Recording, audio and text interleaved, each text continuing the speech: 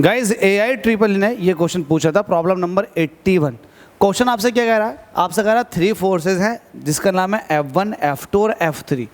ये एक पार्टिकल पर लग रहे हैं और पार्टिकल का मास है m, और इस तरीके से इनको लगाया गया है कि पार्टिकल क्या है, स्टेशनरी है।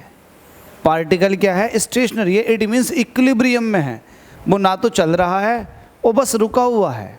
ठीक है, अब यहाँ पर ये भी कहा जा रहा है कि F2 और F3 जो है वो mutually perpendicular to each other है। तो पहली बात, इन तीनों फोर्सेस के इन्फ्लुएंस में पार्टिकल के पास किसी तरह का नेट फोर्स नहीं आ रहा, पार्टिकल स्टेशनरी है। तो इसका मतलब ये हो गया कि इन तीनों फोर्सेस का जो वेक्टर सम होगा वो कहीं ना कहीं 0 के बराबर होना चाहिए। ठीक है, क्या ये वाली बात क्लियर है? यस।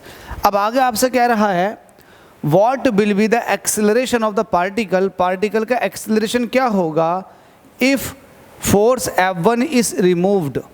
जब F1 फोर्स को आप रिमूव कर दोगे, तो जब F1 फोर्स को रिमूव करोगे तो आपके पास F2 और F3 बचेगा। तो एक काम कर लेते हैं, यहाँ से F2 और F3 की वैल्यू निकालो। तो F2 प्लस F3 ये हो जाएगा माइनस के F1। अब देखो, जब मैं F1 को रिमूव करूंगा तो मेरे पास 2 फोर्सेस बचेंगे, F2 प्लस F3। और आपको पता है ये F2 प्लस F3 का जो वेक्टर सम है वो किसके बराबर बैठा था, माइनस के F1 के। तो ये F2 प्लस F3 हमारे पास 2 फोर्सेस बचे, that is equal to minus के F1।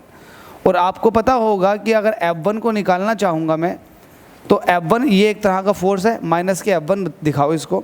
माइनस के F1 आपके पास ये बचेगा, और माइनस के F1 इज इक्वल टू होता है mass into acceleration, mass into acceleration. तो यहाँ से मैं अगर एक्सेलरेशन निकालूंगा तो ये आ जाएगा माइनस के F1 अपॉन m।